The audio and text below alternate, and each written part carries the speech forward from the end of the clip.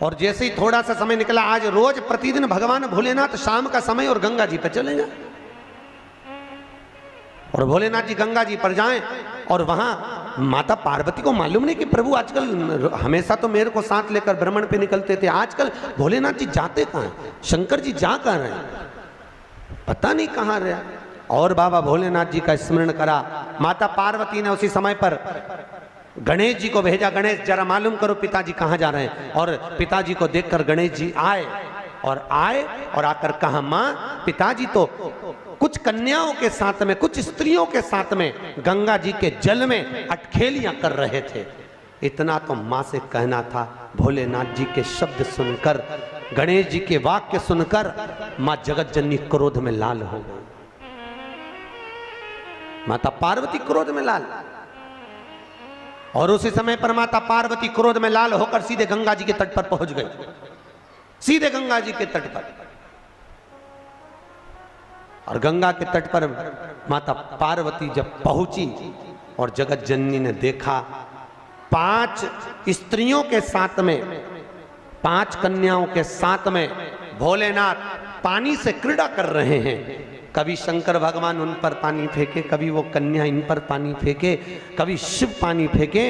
इतने में माता पार्वती क्रोध में लाल होकर बोली, भोलेनाथ। जैसे भोलेनाथ जी को आवाज दी, शंकर भगवान जल क्रीड़ा करते हुए खड़े हुए और खड़े होकर बोले, क्या बात है पार्वती, इतना क्रोध क्यों करती हो। पार्वती बोली, भोलेनाथ ये स्त्रियां कौन, ये नारियां कौन है। मैं एक पतिव्रता धर्म का पालन कर रही हूं और आप इन स्त्रियों का संग कर रहे हो। होता है कभी कभी, एक पति अपनी पत्नी को रोज धमकी देता था, तू मेरे से सही से रिया कर। भगवान कृष्ण की 16,108 रानियां थी, मैं दूसरी शादी कर लाऊंगा। बेचारी पत्नी बड़ी दुखी रहती थी।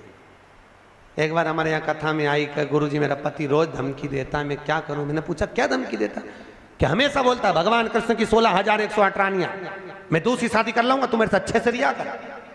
तो मैंने कहा वो तुझे धमकी देता है तो तू भी दे दे, कि द्रौपदी के 5 थे,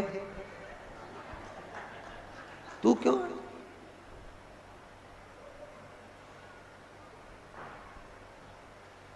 उसने, गुरुजी अब तुम चिंता मत करो, अब बोल।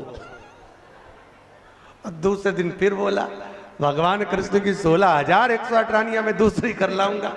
इतने में जूड़ा बांधती बांधती, देखना माताएं जब झगड़ने जाती है, लड़ने जाती है, जूड़ा बांधती। क्यों, क्योंकि मेरे हिसाब से ये जूड़े से एनर्जी मिलती होगी लड़ने की, पावर।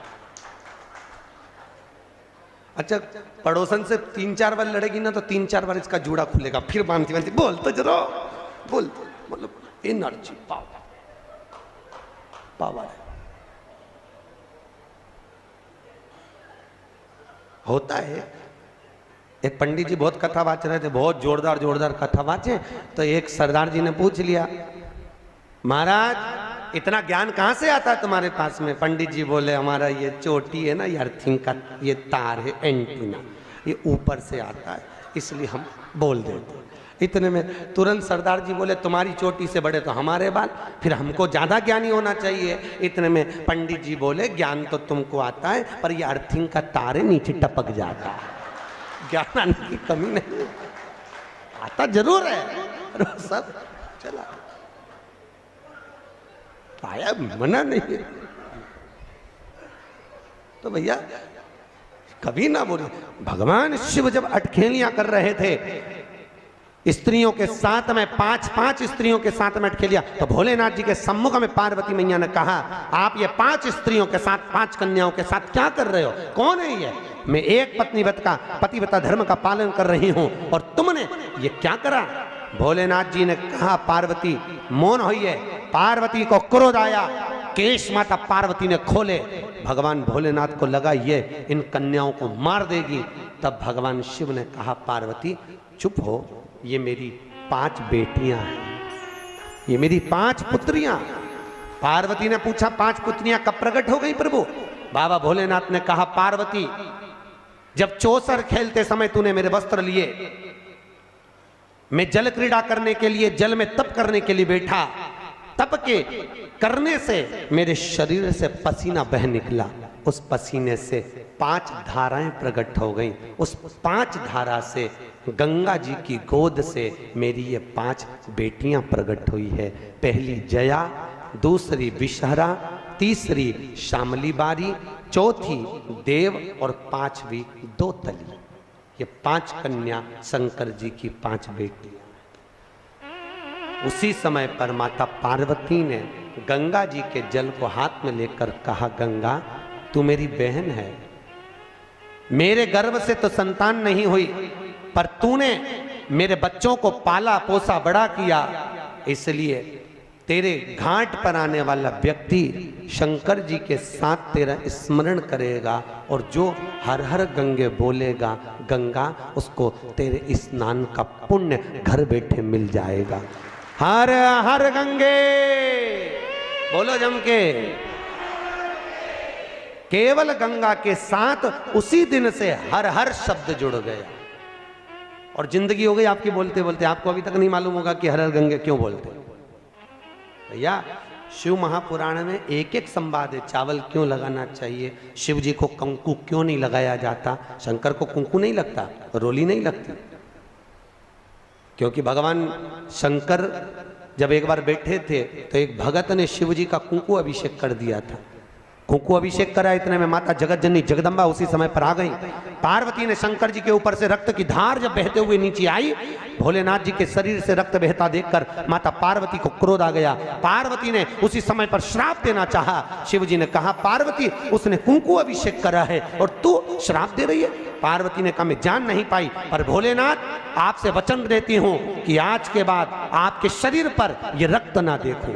इसलिए आज तक शंकर जी के शिवलिंग पर कभी कंकु नहीं चढ़ाया जाता, कुंकू नहीं चढ़ेगा। शिव जी को चंदन चढ़ेगा, हल्दी चढ़ेगी, अष्टगंध चढ़ेगा, गुलाल चढ़ेगी, अबीर चढ़ेगा, पर कुंकू शंकर को कुंकू नहीं। जैसे अधिक मास के महीने में, अब ये जो अधिक मास आ रहा है ना, आपके लिए तो लाभदायक है, समझ लो ये कथा। अधिक मास के महीने में जैसे पहले दिन का अधिक मास होता है, ऐसे 5वां दिन का जो अधिक मास होता है, पंचमी तिथि का, पंचमी तिथि का अधिक मास, शास्त्र कहता है कि जिसके घर में संपदा की कमी हो, पैसा आ ही नहीं रहा हो, सब दूर उलझ गया हो, बहुत टेंशन चल रहा हो, 3 साल में एक बार अधिक मास आता है। अधिक मास की पंचमी तिथि के दिन गन्ने का रस, गन्ने का रस जानते हो, ईख का रस, गन्ने का रस तुलसी जी के क्यारे में हाथ में लेकर 7 बार अपना नाम और गोत्र बोलकर छोड़ दो। जिंदगी में 3 साल में तो करोड़पति बनकर बैठ जाओगे, कभी लक्ष्मी की कमी नहीं आ सकती। अगला अधिक मास आएगा तो तुम तैयारी में बैठे रहोगे कि फिर पंचमी तिथि आए, फिर मैं गन्ने का रस डाल। केवल अधिक मास में होता है, अधिक मास के सिवा नहीं कर सकती, केवल अधिक मास, अधिक मास के अंतर्गत करें। और आपको तो मौका मिल रहा है, ज्येष्ठ का अधिक मास है इस साल, बड़े प्रेम से आनंद में।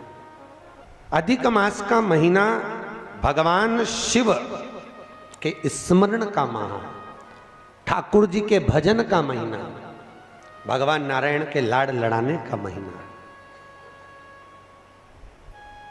खूब प्रेम से भजन करो, जितना भजन कर सकते हो उतना करो, और काउंट कर कर नहीं कि कितना भजन करा है।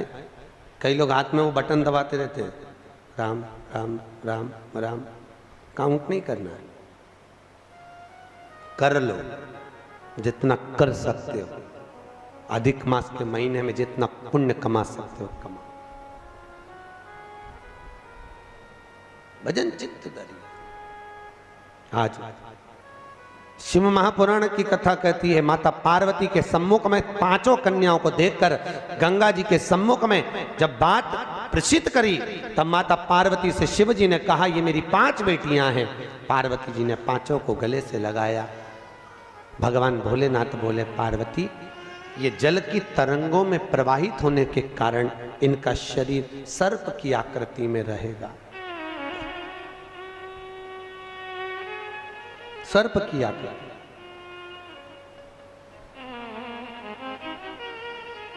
और वो 5 कन्या शंकर भगवान की 5 सर्प रूप की बेटियां हुई। सर्प रूप। आज भी नाग पंचमी के दिन घर के दरवाजे पर, घर के दोनों ओर, अब इधर पूछते हैं कि नहीं पूछते मालूम नहीं, पर नाग पंचमी के दिन 5 सर्प यहां बनाते हैं। 5 सर्प बनाए जाते हैं। वो शंकर भगवान की 5 बेटियां बनाई जाती है और नाग पंचमी के दिन उनकी पूजन होती है।